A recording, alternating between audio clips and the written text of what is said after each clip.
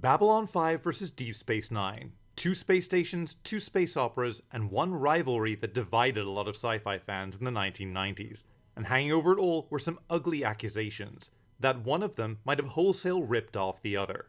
Let me untangle the controversy over Babylon 5 and Deep Space Nine, and whether there's any truth behind the plagiarism claims. I mean, we're not some deep space franchise. This station is about something. This rivalry should come as no surprise. Both shows featured a space station, and they both came out at around the same time.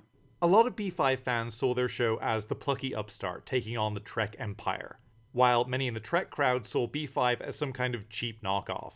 The accusations of plagiarism go back to the earliest days, and have persisted for years. Now, we can get one thing out of the way straight off the bat. Babylon 5 didn't rip off Deep Space Nine. Show creator J. Michael Straczynski came up with the idea for the show back in 1986. Before it finally got picked up by Warner Brothers, he'd been shopping it around Hollywood for years. The show bible, pilot script, and concept art was all part of this presentation, and it matches up pretty closely with what finally ended up on screen in 1993. As for whether Deep Space Nine ripped off Babylon 5, that's a much more complicated story. Now, Straczynski contends that absolutely he was ripped off. Here's what we know for sure.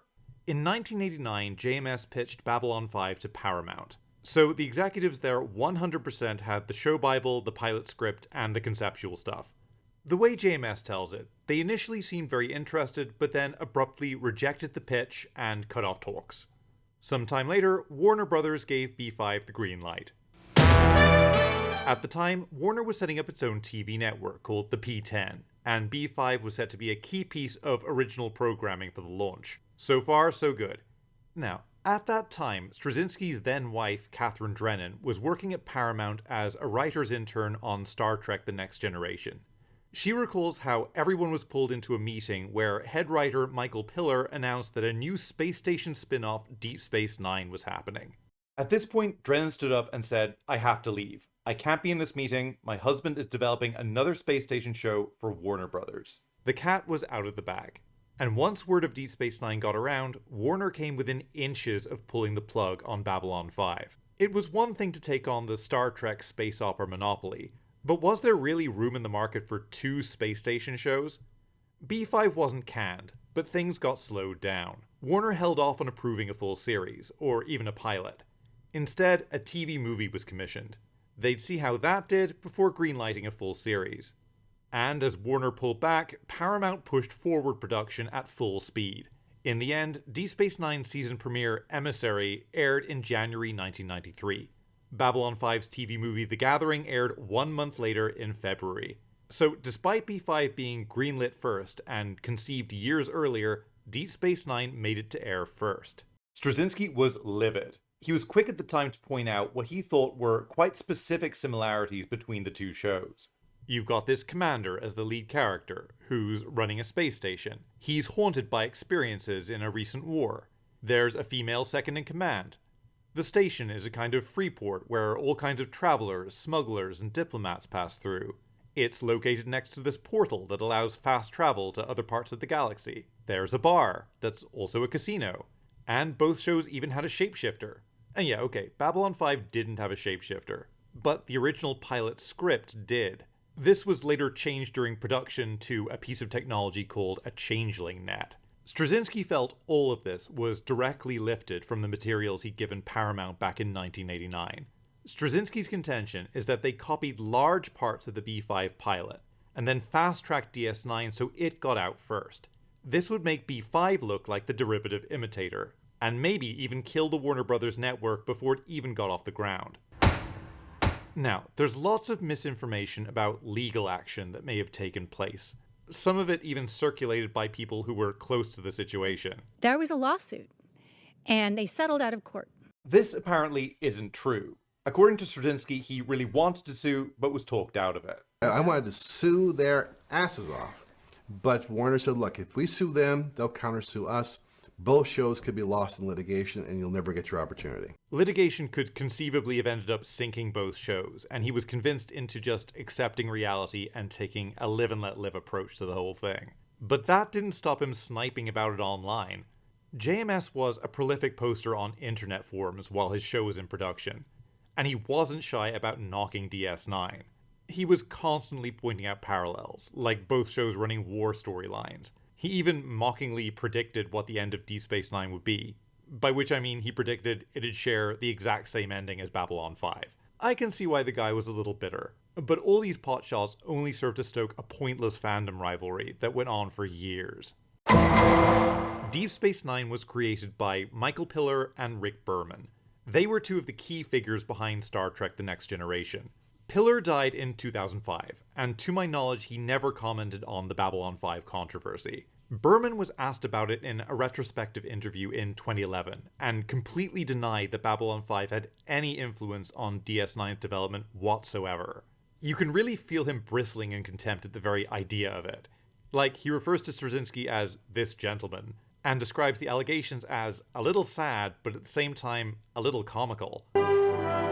The story of Deep Space Nine's conception connects back to the roots of Star Trek. There was an old Western show called Wagon Train, and the original Star Trek was conceived as a wagon train to the stars.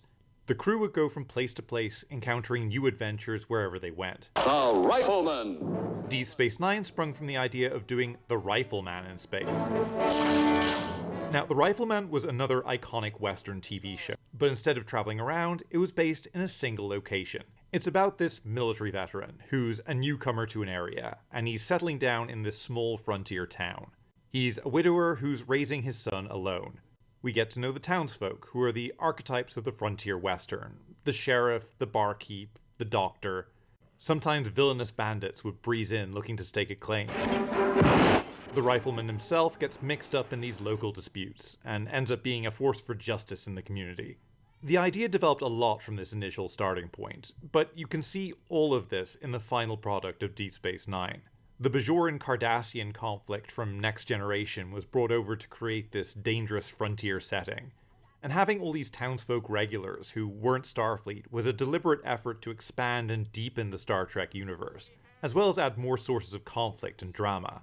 Note that none of this sounds particularly like Babylon 5. But let's get back to Straczynski's accusations. There's always been a nuance to them that I haven't mentioned yet. JMS has always maintained that he believes Piller and Berman were blameless. He said repeatedly that he respects them as creatives, and admits that DS9 gradually became its own thing as the years went by. Now, remember when Straczynski's wife was called into that meeting at Paramount? When she told Piller her husband was working on Babylon 5, she says he seemed genuinely surprised. So much so that she was convinced he had no idea about any of this. JMS suspected that Piller and Berman never saw any of the B5 pitch materials, but that the Paramount executives who did see them steered the production according to their own agenda. It's completely normal for a studio to give notes during a show's production, and if these suggestions came from Straczynski's B5 materials, who would know? DS9 was originally going to be an outpost on the planet, but at some point in development it became a space station.